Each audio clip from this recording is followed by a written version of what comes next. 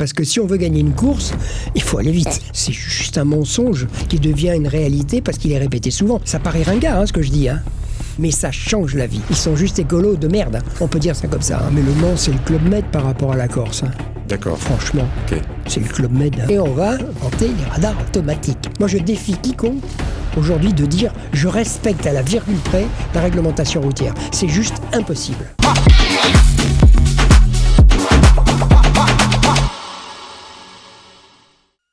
Bonjour à toutes et à tous et bienvenue dans le podcast à 300 à l'heure, le nouveau rendez-vous automobile qui permet de découvrir des personnalités du monde automobile, des personnalités qui aiment l'automobile et des professionnels du monde automobile. C'est un rendez-vous créé par Trajectoire Média, une régie de médias automobiles et un pure player sur les plateformes des réseaux sociaux. Retrouvez-nous sur Instagram, Spotify, YouTube. Un média fondé par Nicolas Berthier et Tristan de Céléran en 2023. Suivez-nous, commentez, n'hésitez pas à mettre les noms de vos personnalités préférées. Alors bienvenue dans ce nouvel épisode de A300 à l'heure et c'est avec plaisir que j'accueille une personnalité au franc-parler, un pilote émérite au palmarès impressionnant, Bernard Darniche. Bonjour Bernard. Bonjour à tous. Alors avant de parler de toi, de ton parcours automobile, de tes passions, on va commencer par une première question qui devient un rituel. Est-ce que tu es quelqu'un qui fonctionne plutôt à 300 à l'heure ou à 30 à l'heure ? Et en gros, est-ce que tu es toujours à fond ou de temps en temps tu es posé ? Moi, je suis un adepte, du fonctionnement adapté à ce que je dois faire sur le moment. Quand je roule au quotidien sur la route, je roule en scooter parce qu'une voiture aujourd'hui dans Paris, c'est juste plus possible. Donc je suis pragmatique. J'aime bien les engins qui me permettent d'obtenir la mobilité et la liberté d'aller et venir que je souhaite. Donc la voiture, c'est pas possible. Sauf quand je pars un peu plus loin et que j'ai besoin de mon vélo dans le coffre. Là, j'ai une voiture avec mon vélo dans le coffre. Et quand je faisais de la compétition automobile, on me demandait si la vitesse me grisait. J'ai pas le sentiment de vitesse. J'ai le capteur de vitesse qui ne marche pas et donc j'allais vite par nécessité parce que si on veut gagner une course il faut aller vite, mais c'était par nécessité. J'ai jamais aimé la vitesse pour la vitesse. Par exemple, au Mans, quand j'étais au-dessus de 350 ou 380, ça m'emmerdait sérieusement parce que j'avais l'intime conviction que la voiture elle restait par terre mais qu'elle voulait juste s'envoler. Ouais. Et ça, c'était une impression que j'en avais horreur, vraiment. On va en reparler de ça, c'est intéressant. Alors, 2 questions pour chauffer un peu le moteur de notre podcast. La première qui est plutôt classique et à mon avis qu'on a dû te poser, justement, qu'est-ce qui donne quand même de l'adrénaline quand tu es au volant d'une voiture ? On l'a compris, c'est pas forcément la vitesse, mais qu'est-ce qui donne de l'adrénaline ? Alors, je ne sais pas quoi répondre parce que je ne pense pas que j'ai besoin d'adrénaline. On en fournit, le corps humain étant bien fait, on en fournit, mais un peu à l'insu de sa propre volonté. J'ai toujours construit mes courses d'une façon... Je suis un peu à part, moi, dans le monde automobile. Parce que d'abord, 2 ans avant de commencer à être installé au volant, j'étais coéquipier et avant, j'étais coureur cycliste. J'étais dans les pelotons cyclistes. Donc, c'est quand même... J'arrive de loin, J'ai jamais rêvé, étant petit, avec une voiture, d'être pilote, mais jamais de ma vie. Je suis tombé dans le monde automobile, mais avec une brutalité inouïe, sans me rendre compte où j'étais, et j'ai fait, comme on dit, avec les moyens du bord. Mais c'était compliqué. C'est compliqué quand on n'est pas dans la... quand on n'a pas les mots, quand on n'a pas la culture de ce monde automobile. J'ai toujours eu l'impression d'être un intrus, et donc je me suis dit, comme je n'ai pas les capacités de pilote, je me le dis à moi-même, il faut que tu sois différent. C'est-à-dire, il faut que tu construises tes courses en regardant les autres et en fonction des autres, et non pas en fonction de ce que tu veux démontrer. Ok, donc c'est une adrénaline particulière qui n'est pas que propre. Tu fonctionnes avec un environnement, dans l'environnement. Je pense que je suis le seul à avoir... Parce que je n'ai pas... C'est drôle parce que je crois que la caractéristique principale d'un sportif de haut niveau ou d'un artiste ou autre, c'est son ego. Moi, quand je montais dans ma voiture de course, je m'assoyais sur mon ego. C'est-à-dire qu'il était juste en dessous, quand même. L'ego, le plaisir, je crois que c'est une des raisons qui font perdre les courses. Il faut s'asseoir sur son plaisir et être là uniquement avec une seule idée, rendre ce que les gens vous apportent pour courir. C'est-à-dire les bonnes voitures, les bons budgets, les bonnes courses. Et il faut être conscient de ça. Moi, je l'ai toujours été. C'est sûrement pour ça que j'ai construit un palmarès important. Parce que mon plaisir ne comptait pas. Moi, la seule chose qui comptait, c'est quand je passais une ligne d'arrivée, il fallait que je la passe. C'était d'abord mon premier souci. Et éventuellement, quand on gagnait, c'est voir les étoiles dans les yeux des mécaniciens, des ingénieurs et de mes patrons. C'était ça mon plaisir, c'est-à-dire le sentiment du travail bien fait. Alors ça, c'est le côté plaisir. Et la deuxième question pour chauffer ce moteur, en préparant ce podcast, tu disais que l'électrique, c'était quand même compliqué, même s'il y a des progrès incroyables des constructeurs aujourd'hui, parce que tu avais l'impression de te retrouver un peu après la Deuxième Guerre mondiale, tu peux te retrouver au bord de la route, oui. Quand la voiture est arrêtée. La peur de la panne. Ouais. C'est pas un secret, hein. Je vais avoir dans 15 jours 84 ans. Donc j'ai connu les déplacements en voiture à cette époque, après la guerre, où on était certain d'une chose, c'est qu'on aurait une panne. Chaque fois qu'on montait dans une voiture, je conduisais pas moi à l'époque évidemment, mais quand on montait dans une voiture, il y avait la peur de la panne, parce qu'on savait qu'on allait tomber en panne. On faisait avec, ou c'était une crevaison, ou c'est parce que les pneus n'étaient pas avec cette qualité-là, ou c'était une panne, comment dirais-je, pas d'essence, mais d'alimentation d'essence, une panne électrique. On savait qu'on tomberait en panne. Et petit à petit, les constructeurs ont fait des progrès inouïs sur la sécurité passive et active d'ailleurs, mais pas que, sur la fiabilité des voitures. Et on avait complètement oublié, les générations d'après moi, la peur de cette panne. Complètement oublié. Et puis est arrivé l'électrique, et comme j'étais à Radio France à l'époque, et qu'on me parlait beaucoup d'électrique, il fallait que j'en parle, j'ai demandé des voitures électriques. Pour rouler avec une voiture électrique. On va en reparler, oui. Voilà. Et je me suis rendu compte que c'était obsessionnel, quoi. Obsessionnel. Parce qu'en fonction du climat, de l'usage, de l'autoroute, les autonomies annoncées, c'est juste un mensonge qui devient une réalité parce qu'il est répété souvent. Mais c'est quand même qu'un mensonge. Voilà, c'était le petit coup de gueule pour commencer ce podcast et on va y revenir. Alors, avant d'attaquer ton palmarès, on va reprendre ton portrait finalement en accéléré forcément. On va revenir au point de départ, donc 28 mars 1942, naissance à Sénon en Gironde pendant la Deuxième Guerre mondiale. La Gironde, donc c'est le berceau familial. Oui, à famille très réduite, parce que mon père, je ne savais pas que j'en avais un. Il m'avait abandonné. Ma maman était très malade déjà. Et j'étais donc au pied de la côte de la Vieille Cure, pour ceux qui connaissent, à Bordeaux, chez ma grand-mère. J'ai été élevé par ma grand-mère. Mais mon Dieu, je crois que c'est la plus belle chance que j'ai eue. Être élevé par sa grand-mère, mon Dieu. Je me rappelle, elle me disait, quand tu rentres quelque part, tu regardes les gens dans les yeux, tu fais un sourire et tu dis bonjour. Et quand tu repars, tu les regardes dans les yeux, tu refais un sourire, tu dis au revoir, à bientôt.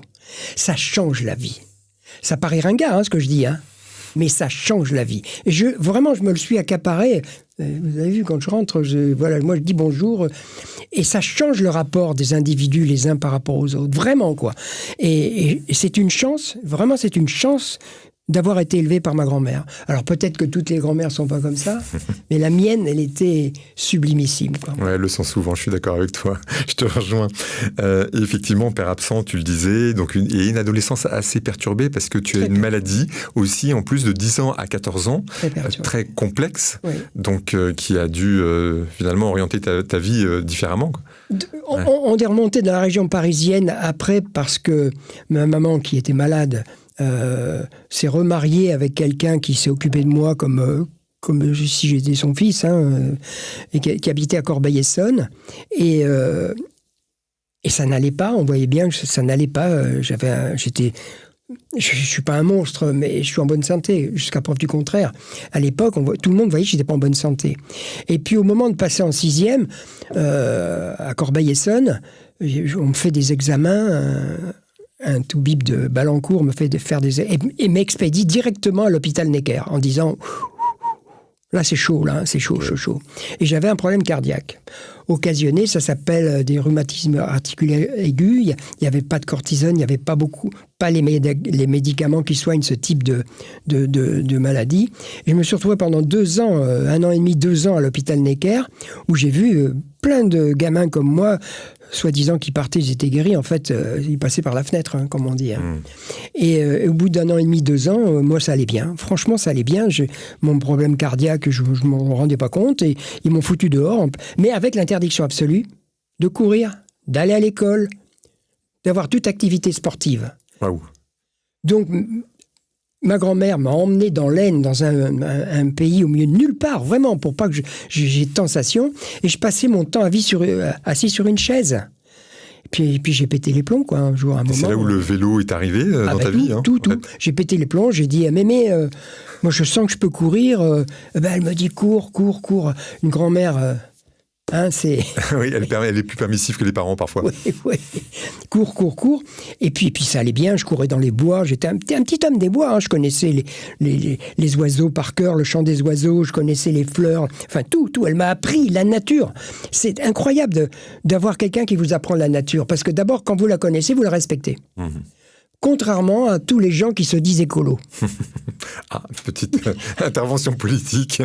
Oui, vraiment. Parce que j'en connais quand même. Hein. Ils sont juste écolos de merde. Hein. On peut dire ça comme ça. Hein. Moi, j'ai été élevé au respect de la nature. Et c'est ça, l'écologie. Vraiment. C'est de la nature et des animaux. Et le vélo, c'est bien justement pour maîtriser la nature, pour la connaître, la voir. Alors le vélo, c'est venu à l'âge de 14 ans. J'avais mon oncle qui était coureur cycliste, puis à 14 ans, il m'a offert mon vélo. Bref, j'avais recommencé petit à petit à aller un peu à l'école. Après, on m'a collé dans un centre d'apprentissage pour au moins savoir lire et écrire, et puis avoir un métier. J'étais ajusteur, j'ai eu mon CAP d'ajusteur, et j'ai réussi, parce qu'à l'époque, c'était quand même beaucoup moins pointu, avoir un premier certificat médical, parce que le toubib, qui était le papa d'un de mes petits copains, ne savait pas que j'avais été à l'hôpital Necker. Donc, il m'a fait un certificat médical pour que il voyait bien que tout allait bien, quoi. Il m'a même pas ausculté, il m'a fait un premier... Et ce premier certificat médical m'a permis d'entrer dans le sport, puisque je voyais bien qu'à l'école, ça irait pas. Bref. Et je me suis jeté dans le sport et j'ai eu ma première licence de coureur, de cycliste. Et ça m'a plu parce que l'effort était total. Et puis, j'ai trouvé que le cyclisme dur comme c'est un peu l'école de la vie. Puis j'avais des bons copains. Quand on en chie vraiment pendant 1, 2, 3 heures sur un vélo, ça rapproche, on se comprend mieux. Et je me suis orienté sur le vélo qui marchait bien, jusqu'à un moment où, à l'époque, au moment où c'était les indépendants, et un manager me dit c'est bien maintenant, mais pour aller à l'échelon supérieur, il va falloir prendre un peu de supercarburant. Mmh. Et moi, d'accord. Là, on parle de quelque chose d'illicite. Voilà. Le produit, c'est pas parce que c'était illicite que ça m'empêchait d'en prendre. Oui. Mais dans un coin de ma tête, j'avais été à l'hôpital, moi je le savais. Je savais aussi que c'était pour le cœur. Je me dis, si je prends des trucs survitaminés, je vais me faire péter. Si j'ai un fusible, il va péter. Hein. Mmh. Donc je me suis dégonflé. Je me suis vraiment dégonflé, j'ai tout arrêté d'un seul coup. Okay. Vélo arrêté. Voilà. Arrêter tout ça, donc j'étais en manque de sport, évidemment. Comme quoi, c'est effectivement le destin, finalement. C'est pas par honnêteté intellectuelle que je l'ai fait. Oui, mais la santé, t'as obligé à le faire. C'est parce qu'à l'hôpital Necker, j'ai vu ce qui se passait quand même. Hein. Bien sûr. Alors, un peu plus tard, effectivement, tu sais ce que tu as dit, tu as eu un CAP, tu as travaillé à l'usine, tu as enchaîné les boulots. Ouais. Et là, en fait, 70 heures par semaine, pour ceux qui se plaignent. Hein. Ah oui. Voilà. C'est un détail qu'il faut dire quand même. Ouais, 2 semaines par semaine aujourd'hui. Voilà. On est bien d'accord. Et là, une rencontre, en fait, Michel Loiseau, 1965, une Mini Cooper S, et tu gagnes le rallye du Touquet cette année-là. Est-ce que c'était un déclic pour basculer dans le monde auto, du coup ? Tout à fait. En fait, j'étais en attente, en recherche, et je voulais pas rester à l'usine, donc j'avais vu une petite annonce sur un journal pour aller faire une école de vente. Parce que pour moi, une école de vente, c'est en plein air. Il n'y a pas de mur, il n'y a pas de toit. Pour vendre des machines à écrire, des machines à calculer Olivetti. Donc je vais à Pontcharra. 6 mois de stage, j'en ressors et on me dit, il y a 2 propositions, où vous avez 2 ou 3% ou 5% sur les machines que vous vendez, vous avez une auto de service, on vous paye vos frais de déplacement, etc. Ou vous avez 30, je ne me rappelle plus, 35, mais c'était énorme, 30 ou 35 ou 40%, mais vous démerdez, vous avez votre voiture, on ne paye rien, vous démerdez. Moi, je prends évidemment là où on gagne le plus. Hein. Je ne suis pas un attentiste. Pragmatique, tu disais tout à l'heure. Et dans la foulée, je me suis dit, pour que ça marche, il faut que j'aille là où il y a le moins de concurrence. Alors, pour aller là où il y a le moins de concurrence, il fallait que je me lève à 3-4 heures du matin. Parce que j'allais, pour ceux qui connaissent, Nemours, La Chapelle-la-Reine, tous ces bleds en Seine-et-Marne et en Essonne, faire des propositions aux marchands forains. Parce que quand ils arrivent sur le marché, ils s'installent, et sur le coup de 6 heures, avant que les clients commencent à arriver, ils se réunissent tous dans un bistrot pour casser la croûte. Et c'est là où j'arrivais, moi. Ouais, bien joué. Ils n'avaient jamais entendu parler de tout ça. J'étais le seul à leur faire des propositions. Parce que c'est pas des gens qui ont des boutiques, qui ne sont pas sollicités. Et je suis devenu une machine de guerre en termes de vente. Vraiment. Et c'est comme ça, au hasard d'un de mes déplacements en forêt de Fontainebleau, j'allais ce jour-là au marché de Nemours. Et j'ai vu une Austin Cooper arrêter le capot de V. J'ai vu que c'était une auto de course. Je suis pas complètement abruti. Rouge, toit noir et tout. Je me suis arrêté. Plein hiver, c'était, 4h30, 5h du matin. Et je m'arrête, il pleuvait avec ma 4L. J'avais une 4L qui avait 300 000 km. D'accord. Ouais. Je m'arrête et je crie par la fenêtre. « Je peux vous aider ?» Oui. Il me répond à peine. Il monte dans la voiture. Et il me dit « Vous pouvez m'emmener à Fontainebleau, c'est à 10 km. » Je lui dis « Évidemment. » Donc je l'emmène à Fontainebleau. Et puis on s'en reste là, quoi. On échange comme... Il me demande mon téléphone, il me prend le téléphone. Et j'ai un message, une semaine après, en me disant on n'a pas eu le temps de se parler, de se connaître. Ça m'a rendu vraiment service. Est-ce que tu peux venir la semaine d'après, la réunion de l'écurie Napoléon à l'hôtel Napoléon à Fontainebleau, c'est la réunion de notre écurie de course. Et quand je rentre dans la cour de l'hôtel Napoléon, qui est un bel établissement, et là, je me dis, tu vas pas pouvoir rentrer là quand même. Il y avait des Porsche, des Alpines, des Gordini, enfin, que des voitures que j'avais quasiment jamais vues. C'était pas très étendu, ce genre de voiture à l'époque. Il y en avait pas plein les rues quand même. C'était... Et je rentre, et puis j'y vais quand même, je me mets sur la porte du restaurant, et puis je vois Michel Loiseau, que je ne reconnais pas, on s'était vu, rien du tout. Il vient me voir, il me dit « si, il y a une place et tout ». Et toute la soirée, j'entends parler de Tour de Corse, de rallye de Monte-Carlo. C'est une grosse équipe, une grosse écurie. Et là, j'ai les yeux complètement ébouriffés. Je me suis dit, je suis tombé dans un monde interdit, quoi. C'est un monde interdit pour des gens comme moi, comme la plupart des gens. C'est un monde interdit. Et puis, sur le coup de 11h30 du soir, tout le monde se lève, donc je commence à dire au revoir, et Michel Loiseau, puisqu'il s'agit de lui, me dit « tu viens pas voir. On a fermé la route des hauteurs de la Solle, que tout le monde connaît en forêt de Fontainebleau. C'est une route du Tour de Corse, en fait. » D'accord. Mais toute petite, glissante, des racines, des rochers qui dépassent. C'est une route du Tour de Corse. Et il me dit « mais viens, on va s'entraîner, on ferme la route, on s'entraîne. » Et donc je monte là-haut, et là, je tombe, je me dis « mais... » Parce que pour moi, conduire une voiture, c'est comme je la conduisais moi. Pas comme ils la conduisaient eux. Oui, bien sûr. C'est à des années-lumière de ce qu'on imagine. Je les vois et tout. Bon. Il y avait de très, très bons pilotes. Et à un moment, Michel Loiseau me dit « tu veux pas faire un tour à côté de moi ?» J'ai dit « si, je voudrais bien voir ce qui se passe. » Et là, j'étais anxieux. Et là, je suis fasciné par son pilotage. D'abord, absolument pas d'appréhension, pas de peur, pas de crainte. La précision de ses gestes et tout, j'ai eu une chance inouïe de tomber à côté de quelqu'un comme ça, vraiment, parce que, en fait, il m'a passé les bons messages en termes de sensations. Je fais des allers-retours, je me dis, c'est trop bien ça. Et puis, un mois après, il me dit, mon coéquipier, il faut que j'aille reconnaître un rallye. Si tu veux, je te montre, je te dicte les notes et tout, puisque t'as pas peur. Je lui dis, non, je n'ai pas peur, je n'étais pas malade, je n'ai pas peur. Ouais. Donc, j'ai commencé à être son coéquipier d'appoint, comme ça, ponctuel. Et puis, un jour, il me dit, Alain Jangnet, puisqu'il s'agit de lui, part aux États-Unis, donc j'ai plus de coéquipier. Est-ce que tu veux devenir mon coéquipier ? Je ne savais pas quoi répondre. Je lui réponds simplement, oui, mais j'ai pas d'argent, je ne peux pas assumer, quoi. Mais elle me dit, attends, mais on ne parle pas d'argent. Je te demande de m'aider. Franchement. Extra. Je te demande de m'aider. Ouais. C'est valorisé, là. C'est énorme. Ouais. C'est énorme, je trouve. Ouais. Et donc, on fait 2 ans et demi, 3 ans à côté de lui. J'apprends tout et je me rends pas parce que j'apprends, mais je me rends pas compte. Parce que la meilleure des méthodes pédagogiques, c'est le mimétisme. Ouais.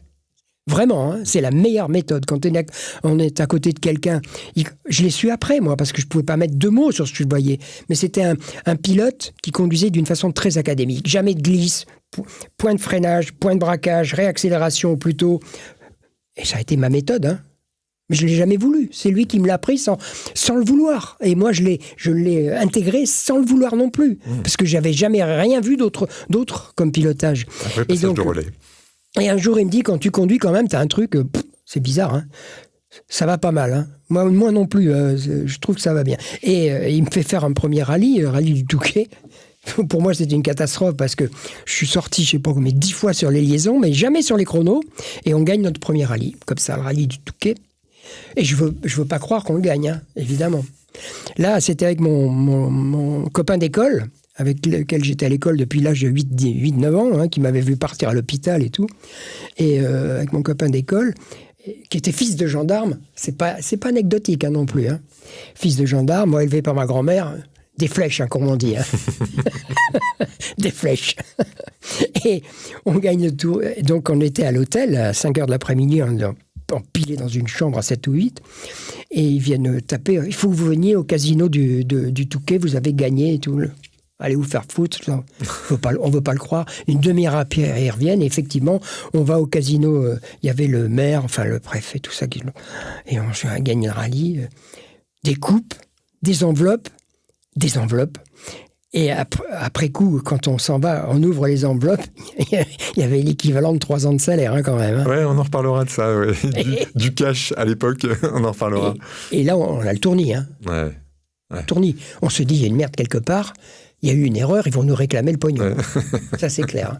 Et donc, on reste comme ça, on ne veut pas les remettre. Et puis, mon Bernard Demange, mon coéquipier, c'est difficile à exprimer à l'époque la mentalité des jeunes. C'est pas du tout les mêmes jeunes là. On avait des notions de ce qu'on peut faire, de ce qu'on peut pas faire, la notion de respect des autres. C'était pas propre à nous. Tout le monde était comme ça. Ouais. Il y avait une vraie respect des valeurs et des hiérarchies. Encore une fois, je ne dis pas que c'est bien ou mal, c'était comme ça. Ouais. Donc on était imprégné de ça. Donc je veux pas, et finalement on avait gagné. Et Michel Loiseau, 15 jours après, nous a refait faire un rallye dans le Nord, je crois que c'était Flandre-Hainaut, qu'on a regagné. Et ça a été un déchaînement, parce que quand on gagne 2 rallyes c'est des rallyes importants. Hein. C'est plus un hasard, du coup. Là. Non. Ouais. Et comme tout se sait dans ce monde-là, surtout à l'époque, il y avait 3 chaînes de télé. Hein. Ouais, bien sûr. Et donc, je sortais du vélo, il y avait Robert Chapat, le père de Dominique, Robert Chapat qui était le patron des sports de la 2, Jean-Michel Lelieu qui était le patron des sports de la 1, me contactent et me font 2 reportages de dingue sur les 2 grosses chaînes. Donc d'un seul coup, tout m'arrive. Visibilité. François, l'Aurore à l'époque, des demi-pages, des machins et tout. Je ne sais plus comment je m'appelle. Et je prends des coups de fil de partout. Des gens qui m'appellent, j'ai une Gordini, je m'en sers comme un gland, il faut que il y a les sélections de la coupe, il faut que tu viennes, je te prête ma voiture, on va au Mans, tu vas faire les sélections. J'ai un autre à Étréchy, Jo Lanier, qui me dit j'ai une Alpine, je m'en sers pas ou je sais pas m'en servir, il faut que tu conduises, il faut que je te la prête, tu vas courir avec, etc. Et ça n'arrête pas. Je suis complètement dépassé, débordé. Je sais pas ce qui m'arrive. Parce que je suis très conventionnel, quoi, très conservateur dans mon esprit, donc toujours je me méfie, qu'est-ce qui se passe et pourquoi. Et puis tout le monde me pousse au cul, quoi. J'avais l'impression qu'il me portait. Alors, on va peut-être revenir sur ce parcours après auto qui va s'enchaîner, parce que c'est là, on est parti, ça y est, dans la course automobile. On va revenir un peu sur le portrait, et peut-être presque aujourd'hui finalement, parce que si je dis, par exemple, l'Italie, ton pays de cœur, le sud de la France du côté de Sainte-Maxime, ton havre de paix, et Monaco, ton terrain de jeu favori, est-ce que j'ai raison? Est-ce que c'est un tiercé gagnant? C'est le sud. Ouais. Pour résumer, c'est le sud. Voilà. C'est vrai. C'est le sud. Ouais. Okay. Le sud, pourquoi? Parce que quand j'ai commencé à être professionnel, chez Alpine, chez NSU d'abord, ça a été très rapide quand même, parce que Coupe Gordini en 68, rapide, mais en même temps, avec le recul, je ne me rendais pas compte sur le moment. Mais quand on fait la Coupe Gordini comme je l'ai fait, on fait les sélections. Fin 67, donc évidemment, je suis qualifié pour l'année 68. C'est quand même Jarrier qui gagne les sélections de la Coupe. Hein. Il y a un peu des noms aussi, quand même. Hein. C'était pas Monsieur Michu. Hein. Donc, je fais ma première course à Pau. Et ma première course à Pau, mais c'était terrorisant, parce que Pau ville entre les trottoirs, les murs. Et ma première course, je fais 3e. Hein. Sans savoir ce qui m'est...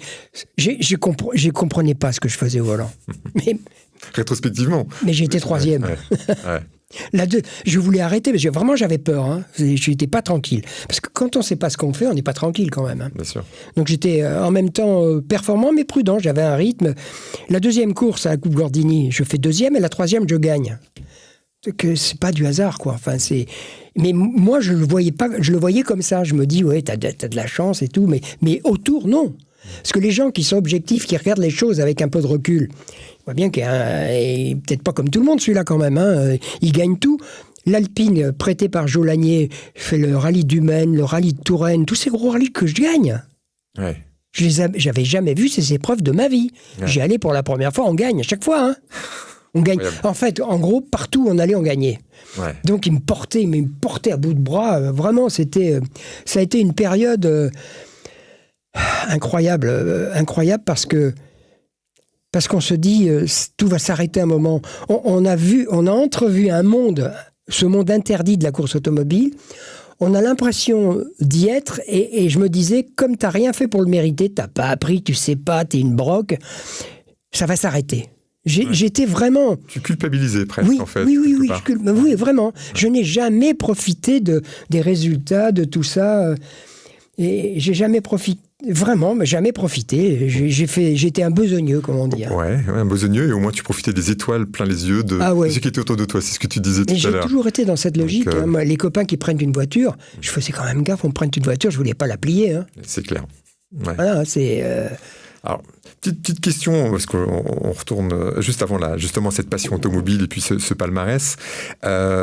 J'ai envie de dire, après les grandes phases de ta vie, tu as été aussi un homme de communication, de radio. On va revenir évidemment sur le passé, mais un homme de communication. Tu avais un groupe, tu étais en marketing, tu étais à la radio aussi, à Radio France, France Inter, etc. 15 ans, hein. 15 ans, donc... et pourquoi finalement, cette partie communication. Alors, tu es un grand communicant, est-ce que c'est ça? Je l'étais envie pas. De partager? Franchement, je l'étais pas. C'est vrai?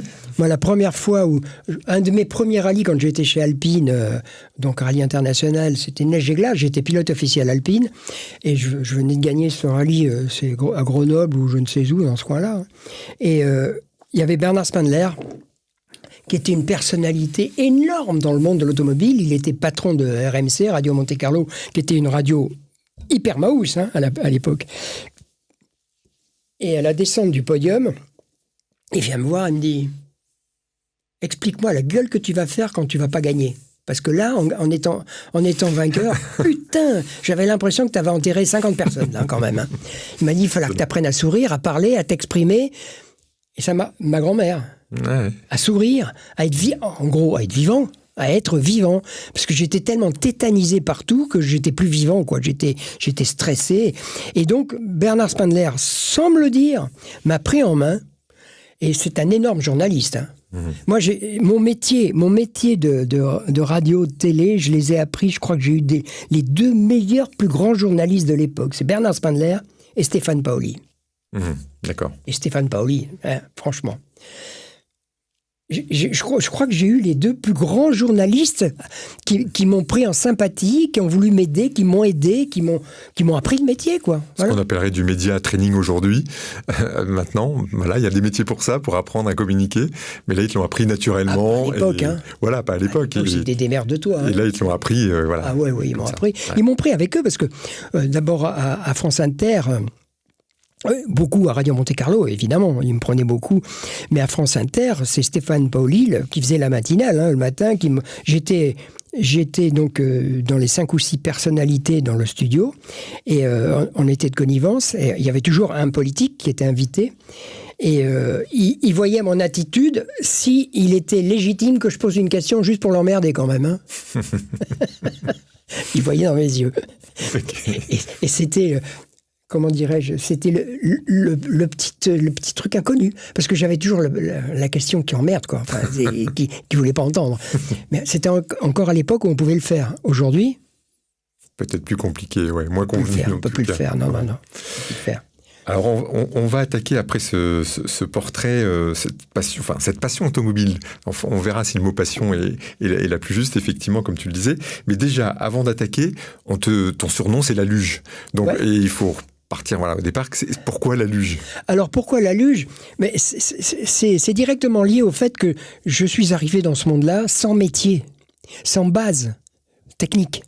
Et donc, je suis arrivé en 70 chez Alpine, suite à une énorme performance que j'avais fait au Cévennes en 69, j'étais pilote NSU, et j'étais devant tous les 200 ou 250 engagés, plus devant les 8 Alpines d'usine. Ouais, il y avait tous les grands champions, hein. Jarier, Jabouille, Depailler, André, Nicolas, Terrier, enfin tous les grands champions d'Alpine étaient là, et j'étais avec ma petite NSU devant tout ce beau monde, parce qu'il y a eu du brouillard, de la pluie, bon, bref. Et sur l'asphalte, j'étais très performant, vraiment très performant tout de suite, sans comprendre ce que je faisais. Mais peu importe, le résultat était là, j'étais performant. Par contre, sur la glace, la neige, la terre, les rails de glace et tout, j'étais pas mauvais. Mais par rapport à eux, j'étais pas bon.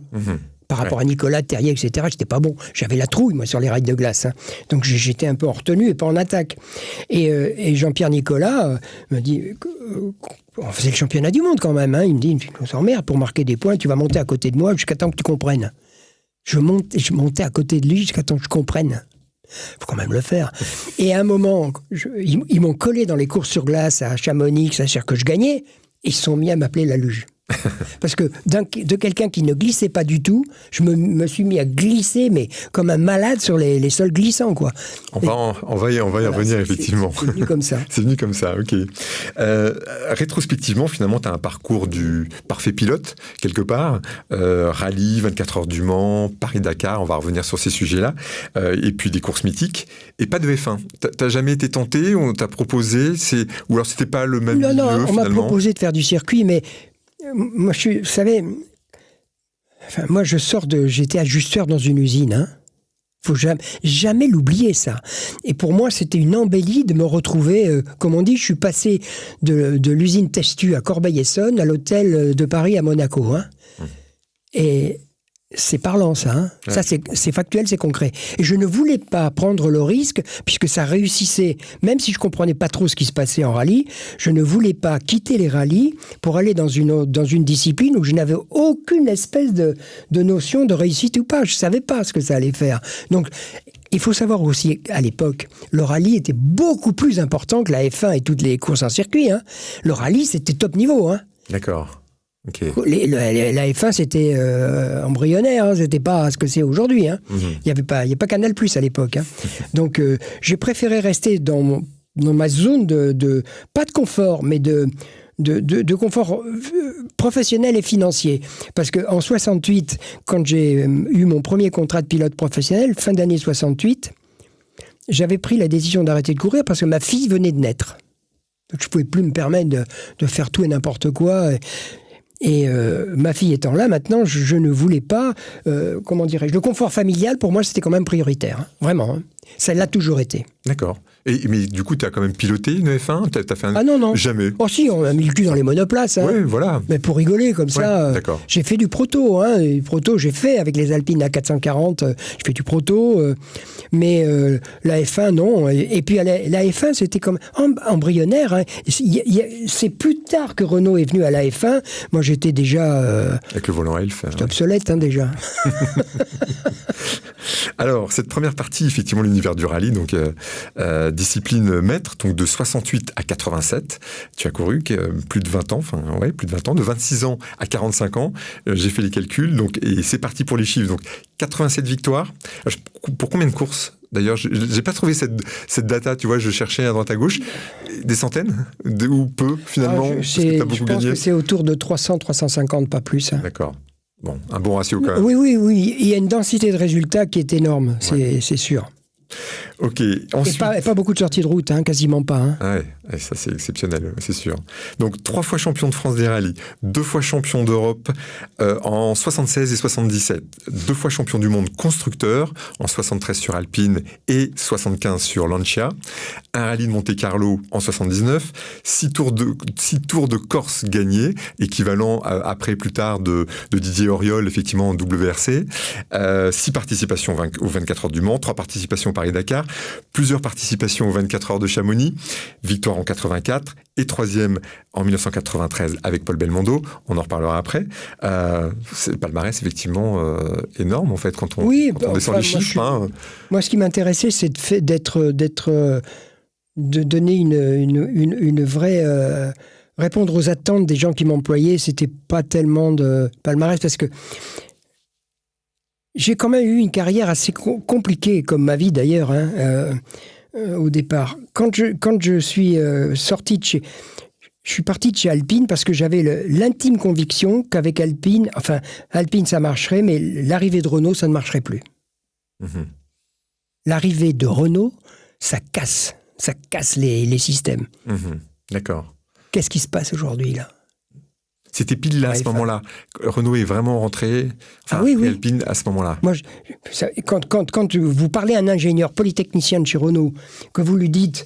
Je voudrais qu'on règle ma voiture comme je le souhaite parce que je ne suis pas un acrobate, je ne sais pas m'adapter à une voiture. Il faut que ce soit la voiture qui soit à ma façon de conduire. Et que l'ingénieur vous regarde, mais tu vas pas nous casser les couilles. On te donne une voiture, tu la conduis. C'est tout ce qu'on te demande. Bon, évidemment, on répond pas, c'est mes patrons, mais je savais qu'il fallait que je parte. Ok. Je savais que je ne resterais pas là-dedans, pas possible. Et je suis parti, donc, puisque j'avais été approché par Fiat à Turin. Et à Turin, ça a bien fonctionné tout de suite. Les ingénieurs, en l'occurrence un ingénieur pilote, Giorgio Pianta, qui avait un peu ma façon de conduire et avait très bien compris ce que je souhaitais. Je suis arrivé à Turin, mais ça s'est mal passé à Turin pour des raisons politico-commerciales. J'étais rentré chez Fiat, il fallait que je développe la Fiat X1.9. Et on a gagné trop de courses en 6 mois.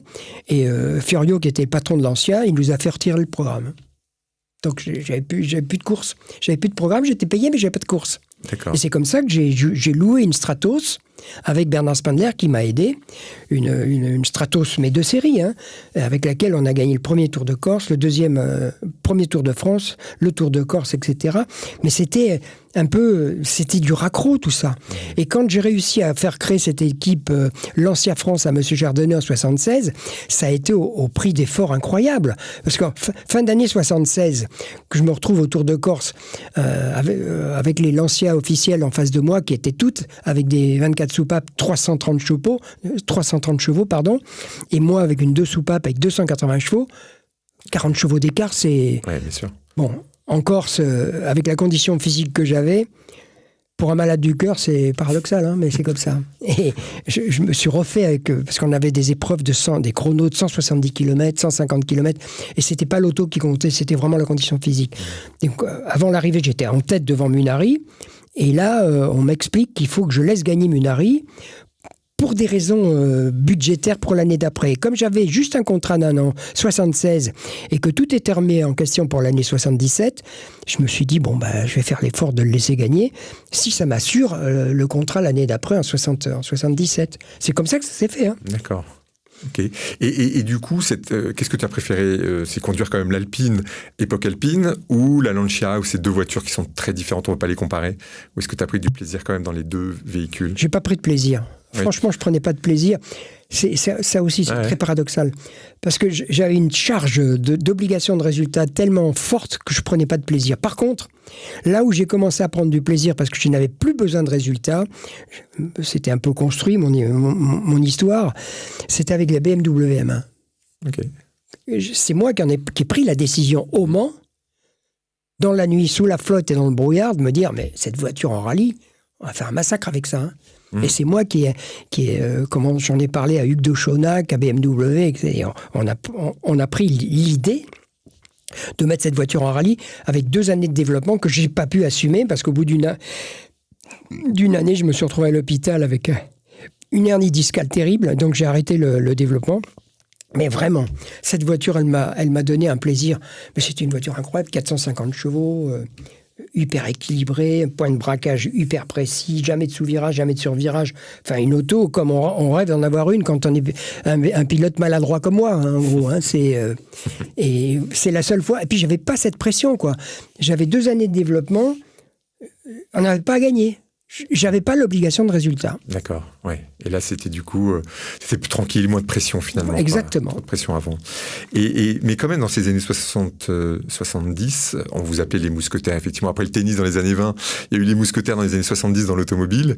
Et vous étiez quand même, il y avait quand même du plaisir dans cette amitié. Vous étiez trois. Oui. Enfin, voilà, au-delà de la voiture peut-être, mais... Ah oui, non, mais c'était même plus que ça, c'était une famille.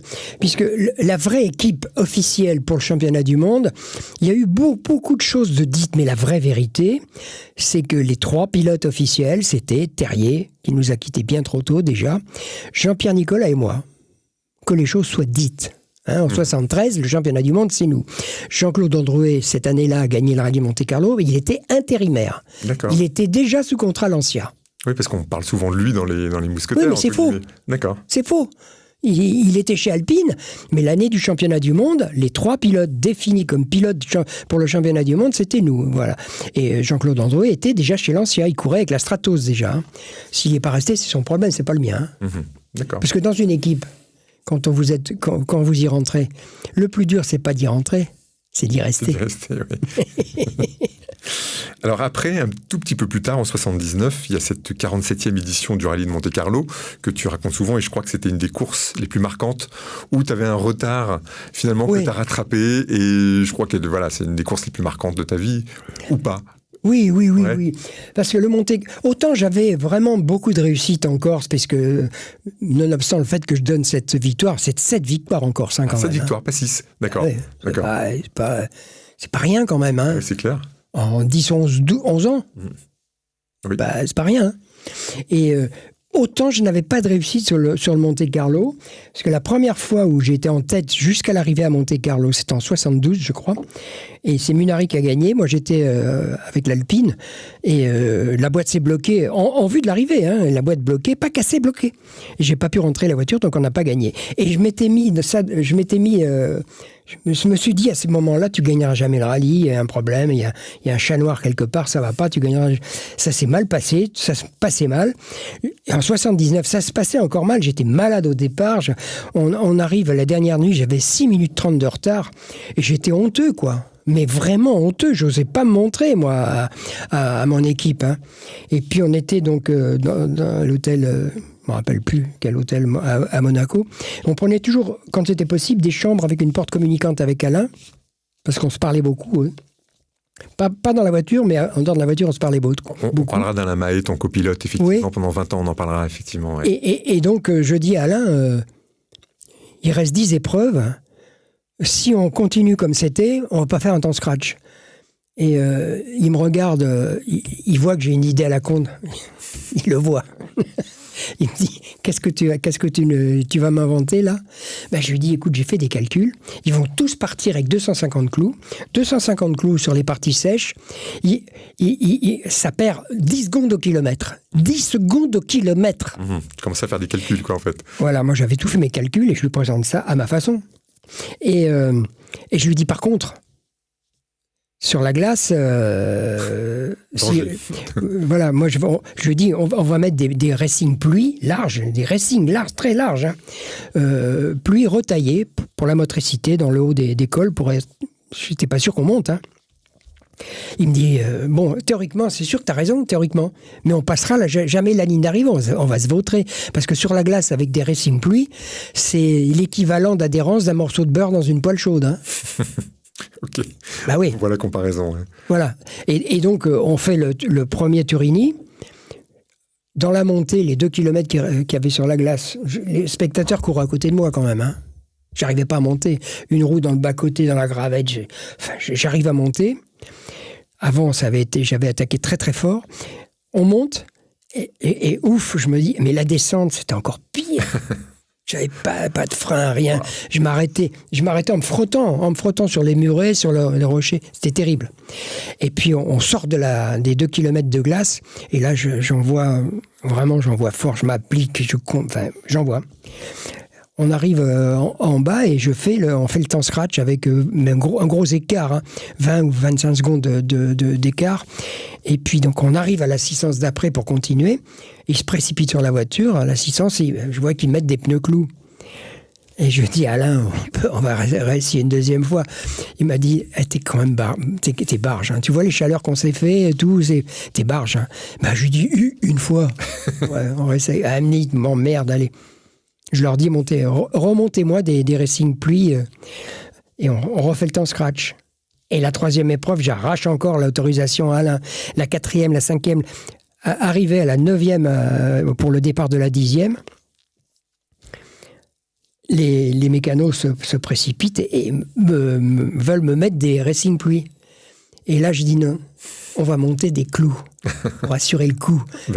On avait plus que 15 secondes ou 16 secondes de retard. Donc, dans ma tête, je me suis dit, l'autre, Val-de-Garde, il va être obligé de mettre des racing sans clous. Je vais faire le contraire, justement. Nous, on va faire le contraire. Moi, j'ai le feeling, je suis plein badin, parce que j'étais plein badin quand même. Hein. Je veux dire, la nuit, comme on dit, c'était chaud. Hein. Et j'ai aucun souvenir, hein, tellement j'étais concentré. Aucun souvenir. D'accord. On a quand même arraché une porte. C'est Alain qui m'a dit, tu passes trop près des rochers. C'est sûr. J'étais ailleurs, hein, vraiment ailleurs. Hein. Et donc, au départ du dernier Turini, Val-de-Garde vient me voir, il regarde mes pneus, et je lui dis, t'as monté des pluies? Il me dit oui. Il me dit, t'as gagné. Comme ça, hein, avant la dernière. Hein. Il savait que j'allais lui en mettre quand même. Hein. Et on gagne comme ça. Mais ça a été très très chaud parce que j'avais demandé à M. Chardonnay l'autorisation éventuellement de plier une auto. Hein. D'accord. Eh oui, t'étais prêt à ça. Ah oui. Ouais. J'avais dit, là, on joue quand même, on joue fin quand même. Je me rappelle, il y a 2 ans, j'étais à Sainte-Maxime sur un petit truc automobile et il y a Françoise Conconi qui était donc à côté de Michel Mouton cette année-là. Et Michel Mouton n'arrêtait pas de pester en disant « Mais comment il fait l'autre sans clou? Comment il a... J'ai du mal !» Et elle n'arrêtait pas de pester parce que vraiment, il y a de la glace. C'était de la glace. Hein. C'était pas de la neige, c'était de la glace. Ouais. Et elle n'arrêtait pas de dire à Françoise Conconi « Mais comment il fait pour rester sur la route? C'est pas possible avec ses pneus sans clou. » Personne n'a compris, moi non plus. Hein. Au départ de la première montée avec mes pneus, Ragnotti a regardé le ciel. Il me regarde, il me dit « Ah, c'est quand même une belle nuit pour mourir. Hein. » Sympa, la bonne réflexion. C'était chaud, hein. C'était très très chaud.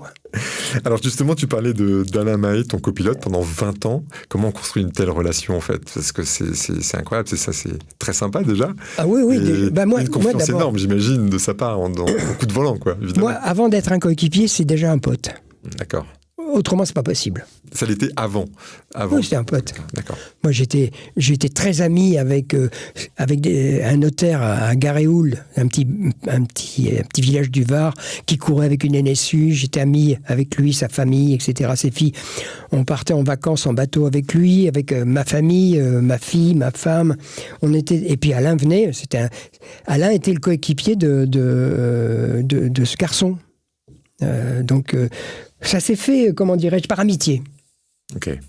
Jusqu'au jour où je crois que ça a eu une incidence incroyable sur ma vie de pilote. Parce que en 73, donc, on est chez Alpine, au rallye d'Autriche au départ, championnat du monde. On joue le championnat du monde. Et Androuet, qui n'avait pas envie de faire ce rallye, était quand même venu, pigiste. Et il y avait comme coéquipier Todd. Il y a un incident. Androuet ne part pas. Donc Todd se retrouve sans pilote. Donc en briefing, chez Nice, devant tout le monde, me dit « Bernard, ça me rassurerait, puisque Alain n'a pas couru encore en championnat du monde, ça me rassurerait quand même que tu prennes Todd comme coéquipier. » Et là, ça a basculé, parce que je dis « Non, moi, mon coéquipier, c'est Alain Mahé, et je ne vais pas prendre Jean Todt, aussi bon coéquipier soit-il. C'est hors de question pour moi. Et s'il y a un problème, je l'assumerai. On a gagné le rallye en plus. Hein, donc, mais je n'ai pas voulu de Todt. Mais lui, qui est un garçon pour le moins paradoxal, d'une intelligence incroyable, qui sait gérer les affaires, etc., mais qui n'a aucune fibre humaine. Il n'a pas de sentiment humain. D'accord. Un homme, pour lui, c'est une machine. Ça lui sert à quelque chose. Moi, je ne suis pas du tout dans cette logique. C'est d'abord, moi, c'est les sentiments qui me guident. Hein. Avant toute chose. Donc, je n'ai pas voulu le prendre, mais évidemment que quand il a été patron de Peugeot et tout, c'était même pas imaginable que je sois pilote officiel. Hein. Même pas imaginable. Il n'y a pas eu cette complicité avant, elle n'aurait pas lieu après. Bah oui. Tu parlais de ce sentiment de peur que tu n'as pas eu, en fait, dès le départ, quasiment. Est-ce que tu l'as eu quand même à certains moments, et à un moment donné, tu as eu un accident assez terrible, je crois, Oui. avec 18 opérations, d'après ce que j'ai lu pendant 2 ans, c'est un truc de fou. Est-ce que là, la peur est commencé à arriver, surtout que tu avais ta fille, du coup, qui était là. Est-ce que ce sentiment arrive ou Non, pas. Moi, j'ai jamais eu la moindre crainte, la moindre peur. J'ai jamais eu tout ça. J'ai eu la peur de pas être à la hauteur. Ça, c'est sûr. La peur de pas être à la hauteur. Je l'avais sans arrêt. Je me remettais en question en disant qu'est-ce que tu fous là. Enfin, la peur de pas être à la hauteur. Alors, en l'occurrence, cet accident, c'est un accident de circulation, hein, puisque Audi m'avait recruté à l'époque parce que j'avais quand même une très grosse réputation de pilote d'asphalte. Hein. Oui. Je n'ai pas peur de dire que je pense que j'étais le plus rapide de tout le monde, hein, sur l'asphalte. Hein. Quand on voit le résultat en Corse et partout, voilà. Donc Audi Allemagne était venu me recruter parce qu'ils avaient un vrai problème. Ils n'arrivaient pas à faire marcher l'Audi sur l'asphalte. Ok. Ils n'arrivaient pas à la faire marcher sur l'asphalte. Donc Gumper, le patron de l'époque, était venu me voir en me disant tu me demandes ce que tu veux et tout. Tu te démerdes, tu as 1 an ou 2, mais je veux qu'on gagne la Corse. Je veux qu'on gagne la Corse. Et on faisait des tests en Corse à l'époque, pendant 3 semaines, et j'avais des temps de référence qui me disaient clairement qu'on avait vraiment résolu le problème du sous-virage mal, comment dirais-je, structurel de l'Audi. J'avais été à l'inverse de ce qu'ils avaient souhaité. J'avais une Audi longue et pas la courte. Enfin, j'étais en contradiction avec tout ce qu'ils avaient imaginé, mais sauf que les temps étaient là. Et donc, la dernière montée, le dernier jour, 3 semaines d'essai, on repart et tout le monde pense que je ne remonte pas. Et là-haut, ils laissent descendre un camion en sens inverse. Waouh. Dans un gauche caché, ouais. Je me suis pris le camion de face, j'ai jamais compris ce qui m'arrivait, wow. Aucun souvenir. Hein. Sur des petites routes, évidemment, on peut pas se croiser. Impossible d'éviter, c'était impossible. Donc, pleine accélération. Wow. Donc les jambes fracassées en dessous des genoux. Et bien ça s'est terminé comme ça, voilà. Ouais, j'ai même lu qu'on a failli t'amputer, mais que justement, oui. En Corse, grâce à lui, à l'hôpital d'Ajaccio, il voulait me couper les pattes en dessous les genoux. Ouais. Et wow. Alain, je suis resté 3 jours sans connaissance. Donc, je n'étais pas transportable. Et donc, pendant 3 jours, il est resté dans la chambre en disant, vous ne le toucherez pas. Hein. C'est moi le responsable, vous ne toucherez pas. Et ils m'ont remonté chez le professeur Tournel à la porte de Choisy, qui nous réparait tous. Et je me rappelle toujours quand il a enlevé le drap, Émile, et il m'a regardé, il m'a dit, bon, je ne vais pas faire du neuf avec les pièces détachées d'occasion que tu me ramènes, hein, mais... Bon. Il y avait de l'humour et ça te plaît, ça aussi. Mais tu vas garder tes jambes, tu vas marcher comme tu pourras, mais tu auras tes jambes et tu vas marcher. Ouais, et c'est ce qui s'est passé. Je ne suis pas d'une adresse folle. Je savais après coup que je ne pourrais plus courir à haut niveau parce que j'ai plus de sensibilité dans les jambes. Ouais. Hein, ma jambe droite, il n'y a pas de sensibilité, quoi. On voit bien, je marche un peu bizarrement quand même. Hein. Et donc, ça c'est... Mais j'étais pas du tout amer, en fait, parce que j'ai fait ce métier d'une façon complètement inattendue. J'ai eu des résultats, pour moi, totalement inattendus. Donc, je me suis dit, ça s'arrête. Eh ben, t'as pris ce qu'il fallait, t'as pris ton plaisir, t'as ton palmarès et tout. Sois heureux. Voilà. Okay. Dans ce que tu as pris, justement, tu l'évoquais rapidement tout à l'heure, il y avait des enveloppes, c'était du cash à l'époque, c'est ça? Ouais. Charbonnières, c'était des louis d'or. Ouais, ah oui, d'accord. Charbonnières, c'était des bourses de louis d'or. Ah ouais. Incroyable. Et puis je crois que vous partagiez les billets un peu comme ça. Enfin, comme c'était un casse, quoi. C'était un truc, c'est caricatural, mais enfin bon, on rentrait du Portugal, donc avec Terrier et Nicolas, on était 3 sur la même rangée, et on se partageait comme si on venait de faire un casse. Ouais. Ça c'est pour toi, ça c'est pour toi, ça c'est pour toi, ça c'est pour les mécanos, ça c'est pour toi, ça c'est pour les mécanos, etc. C'était génial, hein. C'était génial, vraiment. C'était différent effectivement aujourd'hui. Après cette époque rallye, après ou pendant, il y a eu la partie Trophée Andros, effectivement, la neige, la glace dont tu parles, et finalement c'était une surface que tu as bien aimée, même si c'était le meilleur sur l'asphalte, qu'on t'appelait la luge. Oui. Est-ce que tu préférais quand même l'asphalte ou la glace au final? Ah oui, non, puis en plus le Trophée Andros, pour moi j'étais plus pilote. Hein. Oui, c'était après. Oui, c'est ça, 90-2001. Je me suis jamais fait d'illusions. Ouais. En fait, pourquoi c'est venu le Trophée Andros? Parce que à l'époque, j'avais une maison à Port-Grimaud, et mon voisin, c'était Georges Blin, le patron des automobiles Exam, les petites voitures sans permis. qui s'emmerdait, qui était un passionné, ingénieur passionné automobile. Et un jour, il me dit quand même, on fait des jolies petites voitures, techniquement, elles sont élaborées. Je voudrais bien qu'on fasse quelque chose pour que mes ingénieurs soient fiers de travailler pour cette marque. Ben, je lui dis, on va faire des courses. Hein. C'est le meilleur moyen de mettre en avant la capacité des ingénieurs. Il me dit comment ben, je lui dis, il n'y a que le trophée Andros où on a une liberté de réglementation qui va nous permettre de faire une voiture comme les ingénieurs la pensent, pour être efficace. Et on a fait, et les ingénieurs de Georges Blin ont fait cette voiture, et puis quand on a eu gagné, on s'est retiré. Son idée, c'était juste, et donc c'est là où Paul Belmondo est venu, j'ai demandé à Paul Belmondo qu'il vienne courir, on a eu plein de très très bons pilotes comme ça, mais moi j'étais pas dans le coup, hein. Je prenais le volant. Okay. Et je savais que j'étais plus dans le coup, quoi. Puis j'en avais plus envie, en fait. Hein. Ok. En fait. Avant ça c'est presque les années 90, effectivement. Dans les années 80, tu as fait 3 fois le Dakar. Oui. Aussi. Donc là, tu as côtoyé, c'était la grande époque du Dakar, quelque part. Tu as connu Thierry Sabine, oui. Balavoine, oui. Avant l'accident. C'était la grande époque du Dakar, ça. Oui, la grande époque du Dakar. En fait, moi, le Dakar, c'était pas ma tasse de thé. J'aimais pas mon sablé, j'ai la pelle et tout ça. Ouais, le sable, c'était pas ton truc. Merde. Et je me rappelle l'année où je l'ai fait, je ne me rappelle même plus avec quelle voiture. Il y avait Vatanen avec la Peugeot, et j'attendais qu'il s'ensable pour savoir où j'allais passer. Ça le rendait hystérique. Tu suivais ses traces discrètement. D'accord. Et en fait, j'ai fait le Dakar, surtout, je l'ai fait une année dans l'équipe avec Michel Sardou, c'était génial, avec Jabouille, tout ça. Et puis j'ai connu Daniel Balavoine. Et vraiment, ça a été une rencontre extrêmement forte avec Daniel. Sur le plan humain, j'entends. Hein. On est devenus très, très proches. Il venait chez moi, on allait chez lui. Il a offert un piano à ma fille qui avait envie de faire du piano. Enfin, vraiment, on avait des relations humaines. Ouais. Sur le plan politique, on se retrouvait parce que... Et puis, on avait des projets, des vrais projets politiques. Hein. On voulait faire comment dirais-je, un parti politique orienté uniquement sur le bien-être du citoyen. En fait, de redonner du sens à la politique.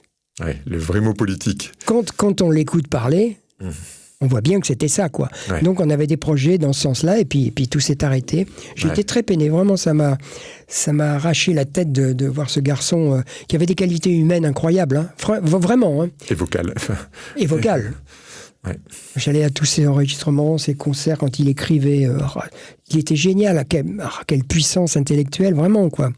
Et Thierry Sabine, grande personnalité aussi. Alors, moi, Thierry Sabine... T'as pas eu trop de lien direct avec lui? C'est un garçon, comme tous ces garçons, qui avait des qualités incroyables, mais il avait quand même une vraie limite, c'est qu'il n'hésitait pas à mettre les autres en danger.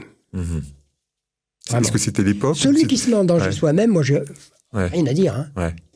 Mais quand on n'est pas conscient du manque de vision de certaines personnes sur le danger et l'évaluation du danger, je ne suis pas très d'accord là-dessus. Surtout, on va en parler tout à l'heure après, tu étais monsieur sécurité routière en plus, donc oui, forcément... Non, mais déjà à l'époque, tu le sentais, Oui. Moi, la sécurité des autres, c'est vraiment... C'est important pour moi, la sécurité des autres. Hein. Au même titre que le bien-être des autres... Souvent, on me dit, tu roules pas vite sur la route. Les gens qui montent avec moi, ils me disent, mais putain, mais t'es un chauffeur de taxi. Je veux pas gêner les autres. Je ne veux pas gêner les autres. Mon bien-être à moi, c'est de me sentir bien avec tout le monde. J'ai le droit, hein. J'ai pas de... Et encore une fois, c'est pas que je suis meilleur qu'un autre. J'ai été élevé par ma grand-mère. Elle m'a toujours dit, si tu veux te sentir bien, sois certain que les autres autour de toi se sentent bien aussi. En fait, c'est des relations qui devraient être des relations pour tout le monde, ça. Oui, c'est ce qui a guidé ton parcours, on l'a vu dès le départ, quoi. Oui. Après, pendant le Dakar aussi, ou après, il y a les 24 heures du Mans. Est-ce que... donc là, on est sur de l'asphalte. Tu disais tout à l'heure, tu peux vous monter à 350, 380, mais c'est pas forcément ça qui te grisait. Ça te faisait plutôt peur. Ou est-ce qu'un Tour de Corse, c'est plus exigeant finalement qu'un 24 heures? Est-ce qu'on peut comparer les choses? On peut pas comparer, mais franchement, sur le plan physique, mais le Mans, c'est le Club Med par rapport à la Corse. Hein. D'accord. Franchement. Ok. C'est le Club Med. Il faut arrêter de dire que c'est la plus exigeante du monde. Ceux qui disent que le Mans, c'est la course la plus exigeante physiquement, c'est qu'ils ne savent pas ce que c'est qui se passe en Corse. Hein. Parce qu'une groupe B en Corse, qui fait 700 chevaux, sur des routes de merde, sans aucune adhérence, avec des rochers qui dépassent dans tous les sens, des chronos qui font 170 bornes, 170 bornes de chrono. Les gens ne s'imaginent pas ce que c'est en Corse. Ouais, c'est sûr. Je connais les routes corse. C'est quelque chose. 70 degrés dans la voiture. Ouais. Oui, en plus. On peut pas s'imaginer. Moi, j'allais au Mans parce que c'est mon métier. Donc, j'avais des propositions, j'allais au Mans. Et puis, j'ai eu des belles propositions avec Rondeau. Ça me plaisait parce que au-delà de la course, il y avait une aventure humaine incroyable avec Rondeau. Hein. Ouais, tu peux nous en parler parce que il est mort à 39 ans, il était constructeur-pilote. Voilà, tout à fait. Il y avait autre chose que la course. Ouais. Et ça me plaisait qu'il y ait autre chose que la course. Parce qu'il construisait ses voitures, etc. Moi, on a 2 victoires. J'ai 2 victoires en catégorie avec Rondeau. Hein. Une fois 5e, une fois 7e, on gagne la catégorie. Hein. Et l'autre aussi, c'est une aventure humaine incroyable. C'était avec la Corvette de John Greenwood, les Américains. D'accord. Ouais. Qui avait voulu que ce soit moi qui la conduise. Déjà, c'était vachement flatteur. Hein. C'est en 79, il me semble. D'accord. Ouais. Il me semble. D'accord. Il me semble, parce qu'ils avaient vu bref. Il voulait absolument que ce soit moi qui conduise. C'était aussi un truc incroyable, parce que John, il faisait presque 1m90. Hein. D'accord. J'ai été son coéquipier. Moi, je fais 1m22. Hein. Et la coquille dans le baquet, tout le monde se marrait parce que j'avais une coquille qui faisait 40 cm d'épaisseur. Enfin, tout le monde se rigolait. Il y avait une ambiance incroyable. Et c'était une voiture incroyable. On avait 700 chevaux, châssis tubulaire, moteur avant recentré, mais déporté à droite pour équilibrer les masses. C'était un proto, en fait. Une auto incroyable. Et ça... Il y avait autre chose que de faire Le Mans, quoi. Ouais. Et quand même, c'est une course de 24 heures, c'est particulier. Tu en as fait pas mal, des courses de 24 heures. À l'époque, on était 2 déjà. Ouais. Oui, déjà, tu en fais beaucoup plus. Oui, mais tu en fais plus. 2, c'est pas tout seul. Hein. Ouais. En Corse, on est tout seul. Hein. C'est vrai, c'est sûr. C'est déjà ça. Bah oui. Et puis au Mans, il y a un virage tous les 300 mètres ou 400 mètres. Hein. Ouais. Non, mais ça n'a rien à voir, quoi. Enfin, tous les gens très peu de gens ont fait la Corse à haut niveau, en fait. Hein. Donc, personne ne peut savoir ce qui se passe dans une auto en Corse. Et même actuellement, quand on voit les championnats du monde WRC, ils font des épreuves de 20 bornes. Ouais. Avec des autos climatisées. Ouais. Tout assisté, direction, machin, frein et tout. Ils se rendent pas compte ce que c'était à l'époque, quoi. Ouais. Ils t'ont demandé des conseils, les jeunes, les Sébastien Ogier, tout ça, et tu les rencontres? Ah mais non, parce qu'on ne pourrait pas leur donner de conseils, c'est un autre métier. Ouais. On ne pourrait pas leur donner de conseils. Ouais. Moi, je serais incapable de leur dire, parce que c'est pas les mêmes cours, c'est pas le même métier, c'est autre chose. Et puis...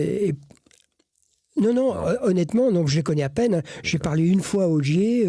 Sébastien Loeb. Une fois, mais comme ça, à Loeb, puisqu'il est à Sainte-Maxime aussi. D'accord. Mais il y a trop de différences. Ouais. Enfin, il y a combien d'écart? 50 ans? Maintenant, oui. Donc, on est à côté de la plaque, quoi, vis-à-vis d'eux. Puis en plus, ils ont cette espèce de... Comment expliquer ça? Quand on ne gagne pas d'argent, comme nous, à l'époque, on n'a pas l'impression d'être quelqu'un d'important. Parce que c'est quand même l'argent qui définit l'importance d'un individu par rapport à ce qu'on lui accorde. Aujourd'hui, ils gagnent beaucoup d'argent. Donc, ils sont très importants dans leur esprit vis-à-vis des gens qui l'emploient. Nous, on gagnait des queues de cerises. Hein. Ouais. Ben, rien. Hein. On ne gagnait pas d'argent. Donc, insidieusement, quand on n'est pas considéré par l'argent, on a le sentiment de ne pas exister. Hein. Ce que je vous dis, c'est important, hein, mais c'est la vérité. Hein. C'est la vérité. Et eux sont dans une logique tout autre. Ils courent 2 ans en WRC, ils sont riches, ils peuvent arrêter de courir. Hein. Ouais. Et nous, il fallait qu'on rame. Hein. Ouais, c'est une vraie différence. Ça n'a rien à voir. Encore, il n'y a pas d'animosité, il n'y a pas d'aigreur, il n'y a pas tout ça. Moi, je suis très content d'avoir fait le métier que je faisais, parce que je gagnais 300 francs chez Testu par mois. Oui, t'étais passé à autre chose de toute manière, quoi qu'il arrive. Moi, j'avais gagné au loto déjà, là, quand j'ai commencé à courir. Donc, mais on peut pas... On est trop loin, psychologiquement, structurellement, on est trop loin de ces garçons. Moi, je les admire beaucoup. Hein. Okay. J'ai pas du tout de dédain, au contraire. Ouais. Bien au contraire. Moi, un garçon comme Seb Ogier, je trouve, D'abord, il a une tenue, il est représentatif. C'est des gens que j'admire beaucoup, hein, vraiment. Hein. Ok.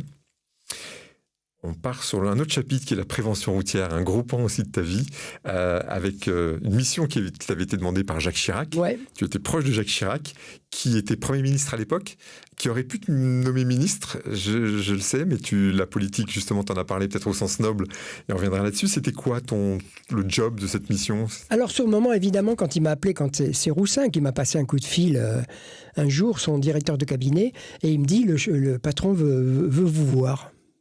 Et moi, je tombe des nues, hein. J'étais en pleine activité, hein. J'étais chez Lancia, je gagnais des courses, machin. Je me pointe à Matignon, reçu vraiment bien. C'était un homme très chaleureux, hein, Jacques Chirac, très reçu.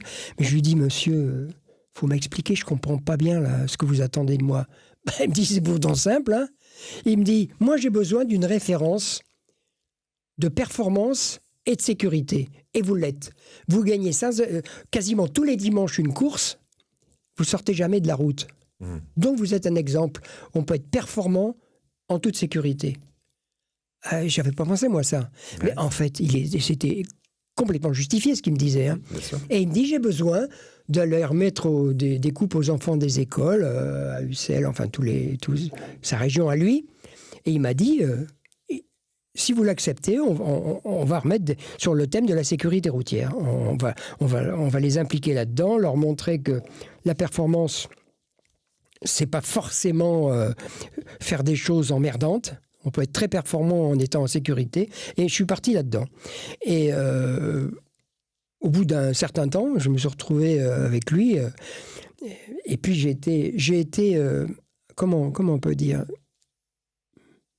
J'étais déçu par l'environnement. Politique ? Oui, parce que déjà à son époque, il y avait quand même l'équivalent des McKinsey et compagnie là autour. Oui. Ok. Et là, on se dit, mon Dieu. Cabinet de conseil. On est dirigé par ça.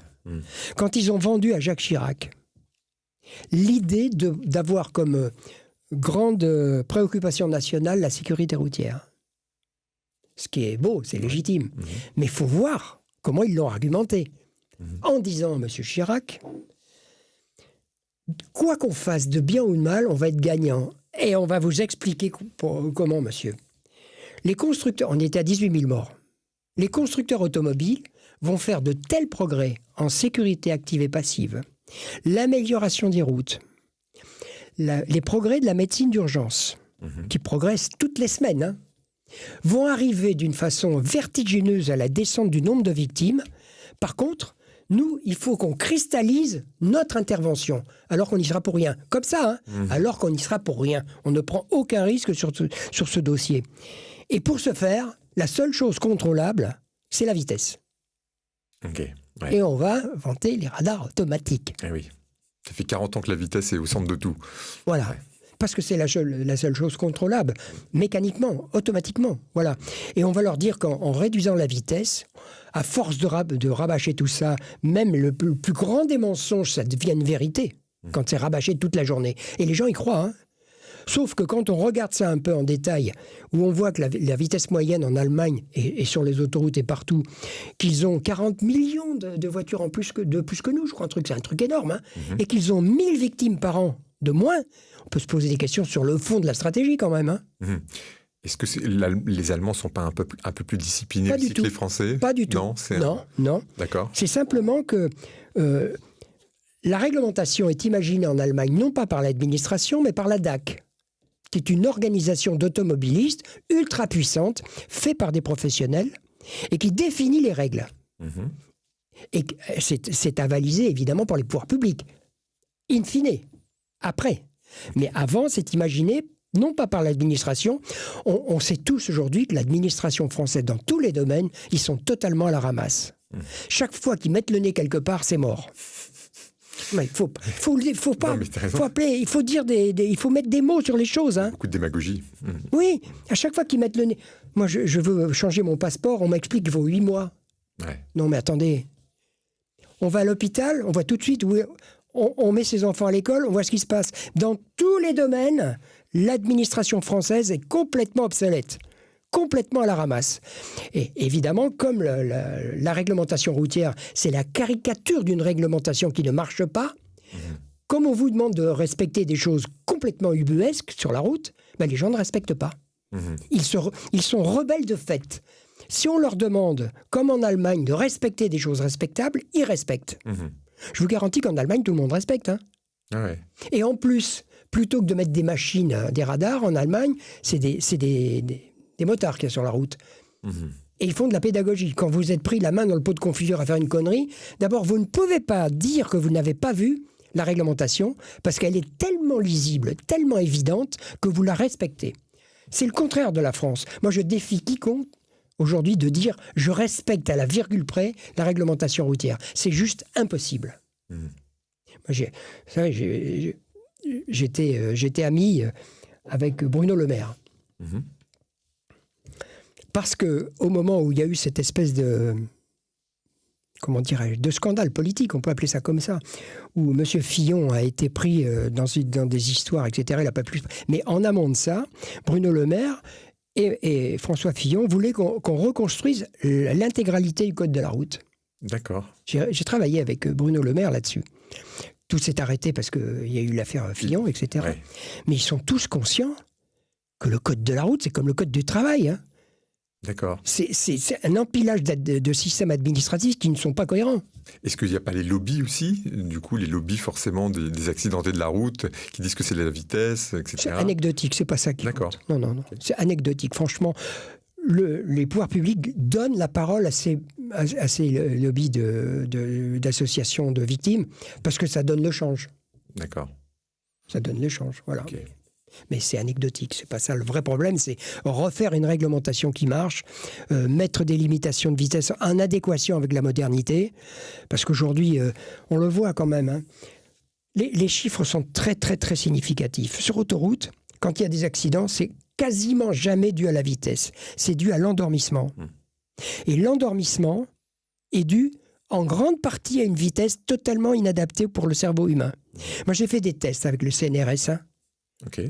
Mais plein de fois qui n'ont jamais été exploités, hein, parce que ça définissait l'inverse. Oui, j'imagine. Avec des candides, hein, pas que moi, pas des pilotes, j'ai fait avec Jean-Pierre Beltoise, etc., mais avec des candides.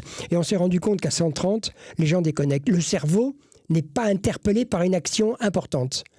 À 155, 160, le cerveau est de nouveau interpellé par une action importante qui demande une vraie attention. D'accord. Vous savez comment ça s'appelle, à droite, les fossés sur les autoroutes? Ça s'appelle les fossés d'accueil. Ouais. Parce que tout le monde sait qu'ils s'endorment. Ouais. Et que physiologiquement, on va à droite. D'accord. Mais tout le monde est au courant de tout ça. D'accord. Tout le monde est au courant de l'anachronisme total de tout ça. Et aujourd'hui, il n'y a aucun politique qui s'attaque à ça. Enfin, on n'entend pas parler. Ils ont les jetons. Oui, c'est ça. Ils ont les jetons. Ouais. Vraiment, ils ont les jetons d'aller contrevenir à, comment dirais-je, à la pensée, la bien-pensance unique. La vitesse, ça tue, donc on se plie à ça. Il n'y a qu'en France qu'on voit ça quand même. Hein. Pour réduire les accidents de la route, il n'y a pas de 36 solutions. Il faut mettre des séparateurs sur toutes les départementales. Oui, déjà, il y a moyen. C'est la seule solution. Ouais. Il n'y en a pas d'autre. En Suède, il y a des câbles. Hein. On ne peut pas doubler sur les départementales. Hein. Ce n'est pas un panneau qui empêche de doubler. C'est des systèmes structurels. Tant qu'on ne travaillera pas sur l'infrastructure, on le voit, hein, sur autoroute, je crois que c'est entre 120 et 150 ou 160 morts par an en moyenne. C'est-à-dire par rapport aux millions de voitures, c'est-à-dire zéro. Il faut savoir que dans ces 130 ou 140 morts, il y a 5% de gens qui meurent de leur belle mort. Hein. Si on peut appeler ça une belle mort, arrêt cardiaque, etc. 5% déjà. Puis le reste sont des gens qui s'endorment. Ouais, c'est fou. Ouais. Ou des gens qui ne voient pas clair. Ouais. Parce que ça, c'est pareil. Hein. Quand M. Douste-Blazy, qui est un copain, était aux commandes... Il était ministre de la Santé à l'époque. Oui, ministre de la Santé. Je lui ai dit, mais on pourrait peut-être faire quelque chose. Parce qu'il y a 40% des gens qui ont une vue insuffisante. Et la demande administrative pour conduire une voiture, c'est 5/10 à chaque œil. Si vous mettez des lunettes qui vous permettent de voir ce que c'est à 5/10, on est miro à 5/10 à chaque œil. Miro. Et on laisse les gens conduire avec 5/10 à chaque œil. Je lui ai dit, mais attends... Il faut faire une grande campagne, les lunettes, machin, que les gens voient clair pour conduire. Ah ben non, ça va coûter trop cher. Hein. On en revient toujours au même. Hein. L'argent. Oui, oui. L'argent est central. Et tu as dit non pour terminer sur le chapitre Jacques Chirac. Donc, tu aurais pu être ministrable. Ah oui, oui, moi, Mais il me l'a proposé en même non. temps que Guy Drut et Henri Boëriau. Alors, Henri Boëriau voulait travailler avec Jacques Chirac, mais pas être visible politiquement. Donc, Henri a été patron de l'INSEP, patron des sports, parce que c'était un champion olympique de gymnastique. Il était patron de l'INSEP et Guy Drut a accepté. Il a fini ministre, etc. Et moi, j'ai pas voulu. J'ai dit, je me sens pas. Franchement, je me sens pas. Tu aurais été ministre de quoi? Des sports, justement, Des sports. Comme Guy Drut l'a été, en fait. Ah non. Moi, j'avais une idée très précise de ce que je voulais faire, mais c'est pas possible. Moi, je ne voulais pas qu'il y ait un ministre des Transports. Je voulais créer une organisation dédiée à la mobilité sereine et durable, mais une organisation apolitique. D'accord. Apolitique, parce que c'est pas un sujet politique. C'est un sujet de bien-être national, un sujet de liberté individuelle. Quand la mobilité est sereine, l'économie marche. On le voit, quand il n'y a pas de mobilité, il n'y a pas d'économie. On vient sur les valeurs que tu évoquais avec Daniel Balavoine, Oui. le côté citoyen, Exactement. le sens apolitique. Et puis rendre les gens lucides, plutôt que de leur taper sur la tête en les traitant de délinquants, de tout ce qu'on veut, essayer de les rendre responsables. J'ai eu la grande chance de travailler avec Monsieur Cho, qui était le chairman de Toyota au Japon. Il est plus important que le Premier ministre. Hein. Toyota au Japon, c'est le Japon. Et on s'est rendu compte... Enfin, ça vaut le coup que je vous le raconte quand même. J'avais fait des papiers sur les journaux, à la radio, etc., à l'époque où j'étais dans les médias, en disant que je considérais que les constructeurs automobiles faisaient 50% de leur mission devant la société. C'est-à-dire qu'ils construisent des instruments de mobilité extrêmement performants en termes de sécurité active et passive, de confort, de tout ce qu'on veut. Mais le gros problème, c'est qu'ils les vendaient sans savoir quels allaient être l'usage réel et comment les gens allaient s'en servir. Alors bien entendu, je me suis pris voler de bois vert des constructeurs, des machins, en disant « mêle-toi de ce qui te regarde et tout. Ici, c'est la France, c'est le ministère qui fait passer les permis et tout. » Sauf qu'au Japon, plutôt que de me tomber dessus, ben le président de Toyota, ça a duré une année, hein, il m'a fait contacter et j'ai fini par aller le voir et ils m'ont posé la question. Qu'est-ce que vous entendez par là? Quels sont les 50% restants de notre mission? Vous voyez la différence? C'est un peu plus d'intelligence quand même. Hein. Quels sont les... Eh ben, j'ai dit, c'est simple. Hein. Vous devez, vous, constructeurs automobiles, assureurs, être certain que l'auto est dans de bonnes mains et que les gens ont compris à quoi ça servait et quelles étaient les conséquences d'un mauvais emploi. Et au Japon, il y a 1400 centres autocampus. 1400 centres qui sont financés par les constructeurs et les assureurs. Porte ouverte. Hein. Moi, j'ai vu M. Toyoda, le père Toyoda, venir s'auditer et repartir avec la preuve factuelle, qu'il ne pouvait plus conduire sur autoroute, mais en ville, ça pouvait le faire. D'accord. Et il est reparti avec le sourire. Parce qu'on ne vous dit pas, c'est interdit. On vous prouve pourquoi ce serait pas bien de continuer. C'est une vraie nuance, quoi. Bien sûr. On n'est pas dans l'inquisition, dans l'obligation. On parle aux gens comme des êtres intelligents. Franchement, moi, je vais avoir 84 balais. Quand j'entends dire qu'au-dessus de 70 ans, ils vont m'empêcher de conduire, attends, camembert, hein. Il n'y a pas si longtemps que ça, puisque ça date de 7 ans, je crois, 7 ans. Yves Pasquier-Desvignes me demande, Volvo France, qui était à l'époque patron de Opel, me demande de tester l'Opel Ampera. Bon. Puis je me rends compte que c'est une voiture électrique qui m'apporte satisfaction parce qu'elle a un générateur et que je n'ai pas peur de la panne avec cette voiture. Elle est électrique, mais avec un générateur. La première quasiment. Oui. Et je trouve que c'est une voiture excellente. Et il me dit, il faut qu'on fasse un coup de pub. Est-ce que tu serais d'accord pour qu'on l'engage au rallye de Monte-Carlo Énergie Nouvelle? C'est une épreuve FIA, hein, c'est une épreuve importante. Je lui dis, oui, mais attends, moi je ne fais pas les coups de pub. Hein. Si je fais cette épreuve, il faut que je sois certain de la conduire en optimisant son usage, etc. Donc je demande à des ingénieurs allemands. Bref, on travaille, on fait le job, comme on dit. Je fais le rallye et je le gagne. Je devais avoir 76 ans. 76 ans. Mais qu'est-ce qu'il me raconte là? Que je peux pas conduire? Et il y avait le Turini, tout l'arrière-pays niçois. Hein. Et puis, faut y aller quand même. Hein. Ouais, et puis, c'est une caisse qui faisait 2 tonnes. Hein. Oui, avec ta jambe dont tu disais que tu avais plus de sensibilité, ça va. Voilà, mais c'est... Je trouve qu'on est dans le collectivisme en France. On vous met dans une case, on ne veut même pas savoir qui vous êtes. Et à savoir, vous êtes capable à quoi, réellement?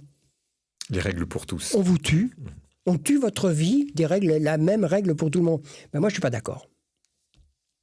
Alors, sur ce, c'est un bon coup de gueule, effectivement, tout à fait justifié. J'ai quelques questions, mais quelques questions courtes. Pour évoquer le rallye, le Paris-Dakar ou les 24 heures du Mans. À quoi tu associes le mot passion déraisonnable? Est-ce que rallye, Paris-Dakar, 24 heures du Mans? Au travers de la course et de mon métier de pilote, j'en vois pas, parce que j'ai toujours mis de la raison dans tout ce que je faisais. J'en vois pas, il y a vraiment beaucoup de raisons. En fait, la déraison, c'est le jugement de certaines personnes qui ne savent pas de quoi ils parlent. Ok. Du coup, on pourrait presque rebondir sur le mot folie, parce que du coup, comme il y a plutôt de la raison, il n'y a pas forcément de folie, finalement, dans tout ça. Pas pour toi, en tout cas. Franchement, pour les gens qui me connaissent, je suis plutôt rentemplant que va-t-en-guerre. Hein. D'accord. Franchement. Mais par contre, j'ai une espèce de lucidité froide de ce que je peux faire et jusqu'où je ne peux pas aller. Je pense, hein, je pense. Et encore une fois, on est toujours jugé par des gens qui ne comprennent pas ce qu'on fait. Moi, je ne me permettrais pas, franchement. Moi, j'ai des plaisirs dans la vie. On parlait de plaisir, mais il n'y a pas que dans l'automobile. Il s'avère que j'ai fait connaissance, et c'était voulu par les deux, en fait, par Luc Ferry. Mmh. Et pouvoir parler, quand j'ai envie, à Luc Ferry, et c'est un privilège de dingue. Parce que moi, je ne suis pas allé à l'école, hein, mais j'ai comme professeur, quand je le veux, Luc Ferry quand même. Hein. Pas mal. C'est pas mal. Ou Christian Saint-Étienne, l'économiste. Ouais. Un jour, je leur ai posé la question, je leur ai dit, mais j'ai le sentiment, vous aimez aussi parler avec moi. J'ai posé à Christian Saint-Étienne aussi.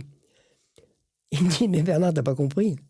Je vais t'expliquer, c'est simple. Oui, j'ai envie de parler avec toi parce que on est tous formatés dans les mêmes systèmes.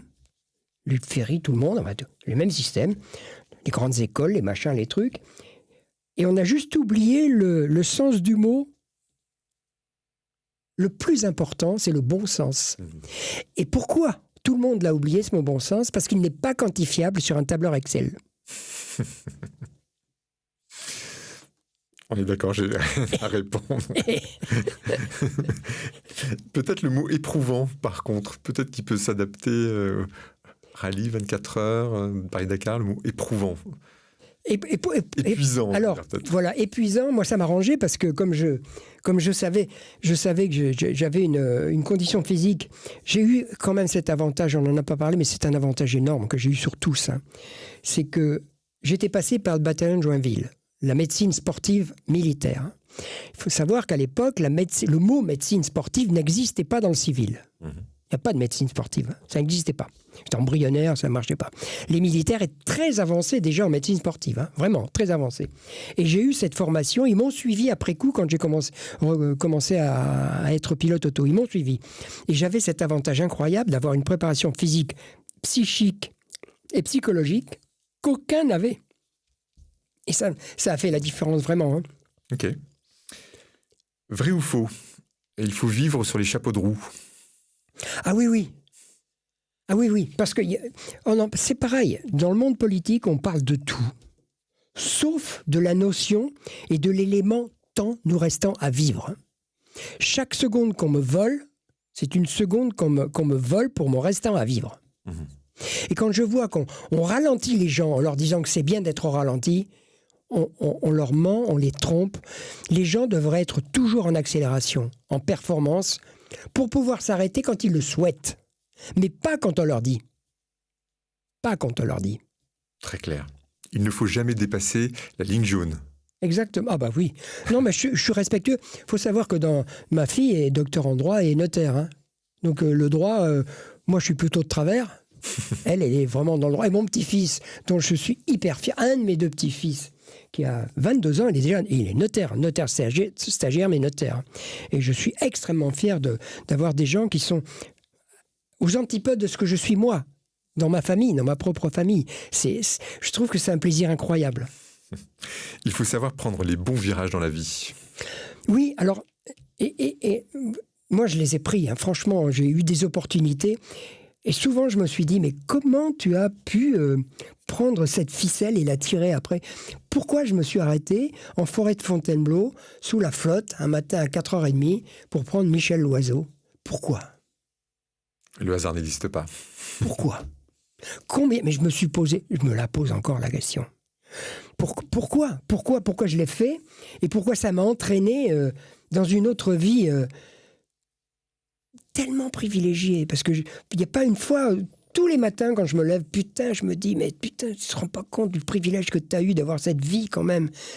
Jamais eu l'impression de travailler, sauf quand j'étais chez Testu, où j'avais la pendule devant moi, j'arrivais, j'attaquais à 7h le matin jusqu'à 18h, et voilà. Mais après, j'ai eu cette vie juste incroyable, quoi. Enfin, et puis, derrière ça, rencontrer des gens formidables. Ouais. Incroyable, pas que formidable. Hein. Mmh. Parce que, par exemple, j'ai pas voulu parler à M. Mélenchon. Hein.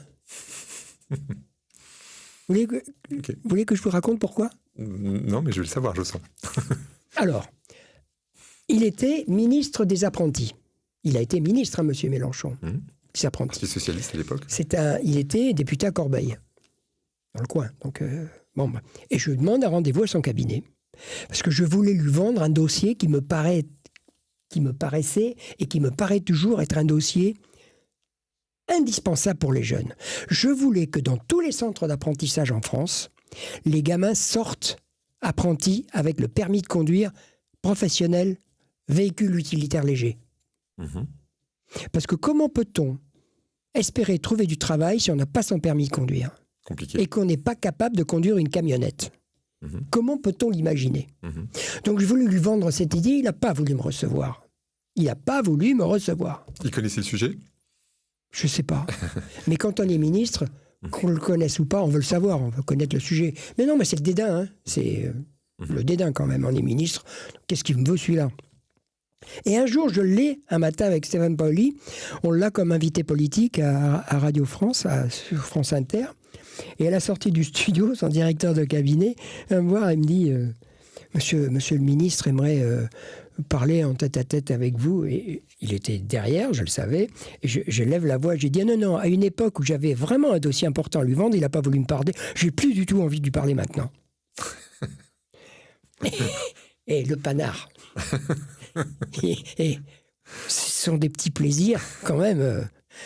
C'est le luxe, hein, ça. Je veux bien le croire. Ah ouais.